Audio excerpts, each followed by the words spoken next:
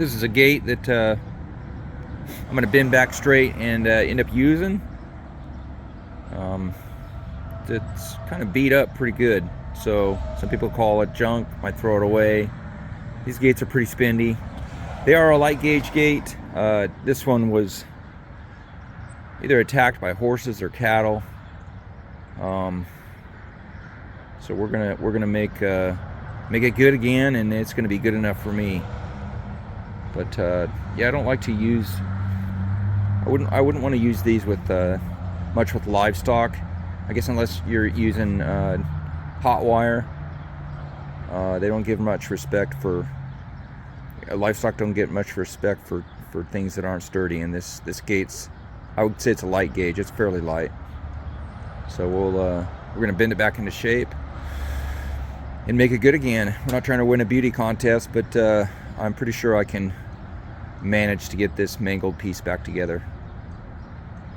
So get back to it. So here's the gate here. Got it bent back into shape, welded it together where it was mangled up. Got it pretty straight. I'll probably make that bent up section the bottom, but you can see it's pretty straight. And there's a little bit of a wow in the bottom of it, but we don't mind. So we'll clean up that rust there and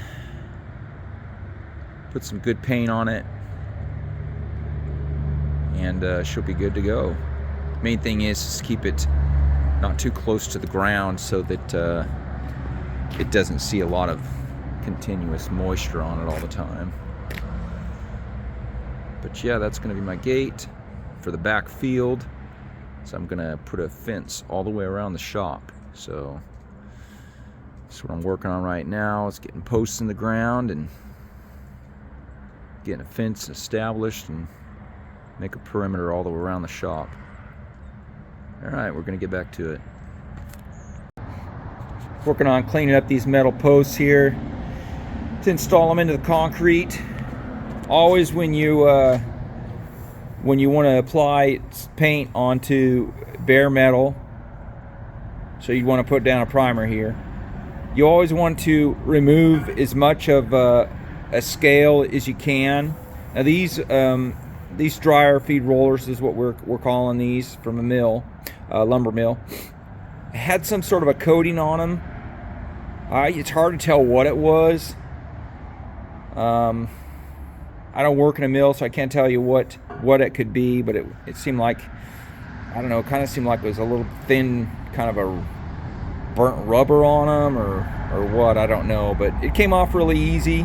The dark stuff you can see right here is just a coating that is on new metal when you get it. The shiny stuff is just sanded through it, but these are really clean now, basically like a new post.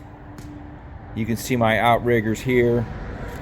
I'm not gonna bother painting this area here will be underground, so I'm not worried about painting below that. It's going to be sealed in concrete. So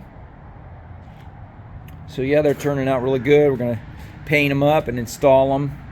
In the background there you can see some bags of concrete, some other stuff that I purchased on Marketplace. I got like 80 some bags for like $1.25 a bag. I just love those good deals. So yeah, we're gonna get these in the ground and start making some headway on building a fence. And those bags of concrete are really gonna come in handy, because when you're doing post holes, bags of concrete is the only way to go. You can't just have a truck come out and start filling all these holes you got made for fence posts. So that's the way you do it. All right, we're gonna get back to it. Okay, got the hole dug. I've made a cross pattern here, X, whatever you want to call it. A 2-foot hole there. Got my post there, and you see a gate hinges there. So the reason I'm going to be making this post more secure to the ground is because it's going to have the gate hanging off of it, and it's going to be where I'm going to be starting the stretch of the fence. So it'll be stretched off this one pole here, and make sure that it's nice and sturdy in the ground. All right, we're going to put some concrete in the ground there and set the pole in, pour the rest of the concrete around it, get it leveled up, and let it start drying. Finished up the fence, so I'll take you through a little tour of it and show you what I did, because I didn't. The only thing I purchased on this fence was some field fencing. All this chain link that I'm showing you here is all stuff that I just got given to me. Someone was tearing it out, and I rolled it up and took it. So, you know, it's not. I get close. Yeah, I can show you. You know, where there's bends in the woven chain link. You know, but I'm not trying to win a contest here of the prettiest fence. I'm just trying to make a nice barricade. So, you know, at the bottom there, like, there's a good spot. See the bottom there, a little bent out and a little twisted. When you start getting links that are bent a ways up like that, you're better off just to take a section out and then replace it or shorten it, in my experience with chain link. But I don't care. What I'll probably do to secure that bottom up is I'll make some stakes and stake it into the ground, and I might run a 9 gauge or some kind of heavy wire on the bottom and pull it real tight, and then attach it to maybe hog rings or something, attach it to the bottom of the fence, and that'll secure up the bottom. That's what they do. But yeah, I got a nice working gate now. Incorporated this fence here in my field into my backyard, so the dogs can access it and use it. So I didn't actually calculate up how many feet of fence I got here, but it's quite a bit. I'd say it's more than 100 feet. This shorter section here is where I ran out of the given fence to me, and where I opened up my yard fence, I had to remove a section of this shorter fence, so that's where I used it. I didn't want to have to go and buy, you know, a new fence roll of I think you can get them at 50 foots, just because of the fact that I needed some extra fencing to match what I got here, and then I'd be out. You know, it's more money. And again, this will suit me fine. So what I did on the rest of the perimeter around the shop here in the field is I used field fencing, and this actually, again, I ran out of fence right here, so I spliced in some old pieces that I had, because I have a tendency to not throw anything away. So when I started looking at the old fence I had, it was a little rusty and a little, I would say, brittle. So I doubled up the fence in this area here, because I had numerous pieces. So it's doubled up, you can see there. But I got it strung pretty tight. You know, if you were to run livestock on it, like cattle, I know that I didn't do these structures the right way. Anybody that knows how to build fence will correct me on this.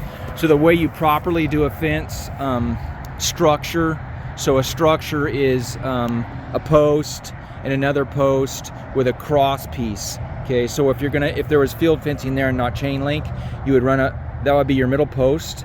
Here'd be another post, and here would be another post.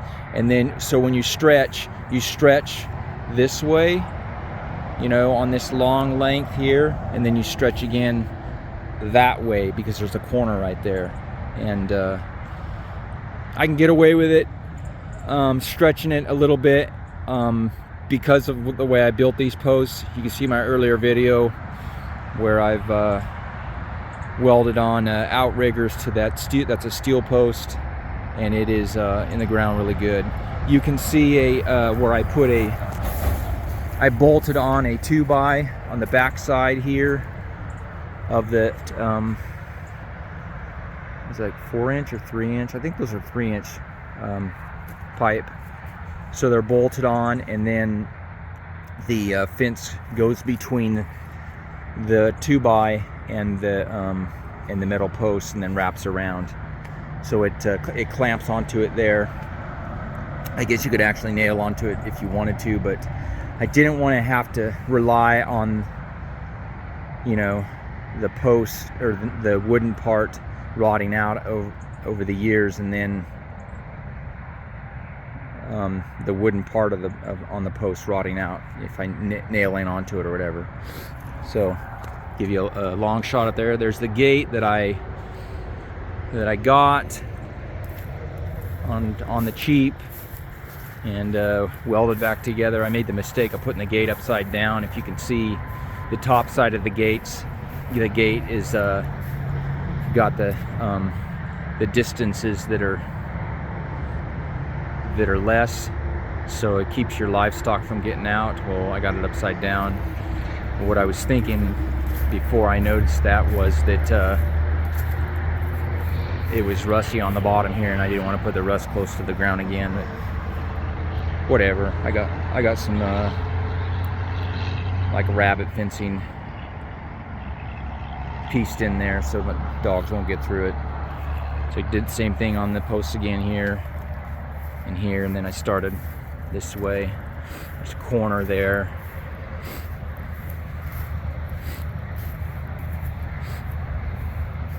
So again, here, if you did a structure, you would have, that would be your middle post. You'd run another post here and another post there with cross pieces. And then a long straight line there to the downward corner.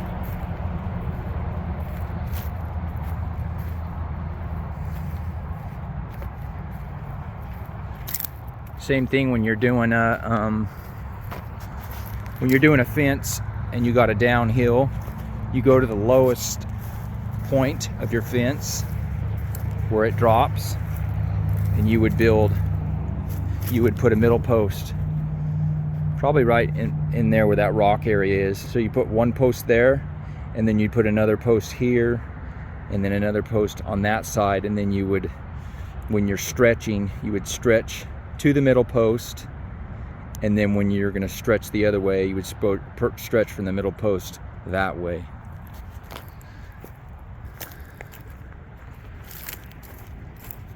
It's just what you need to do when you want a fence to last a long time and you got a lot of stress on it, like livestock. So in this corner down here, this was a wet corner. I ran into a problem, just made a modification. That post has got outriggers on it too, but I knew that it was going to pull pretty hard on that corner. You can see my fence is a little bit saggy just because of the fact that it's having to make a downhill pull here and then a corner. So I put a little outrigger in there. You can see it goes down into the ground and reaches out pretty far. So that's about it. For my fence project there, you can see where it tied into my yard. I don't want to show you too much of my yucky yard, but yeah, I know I just apologize for not putting out better content. I know I have better content that's going to be get much more views on it, and you guys would appreciate it a lot more, but sometimes you have to do the stuff that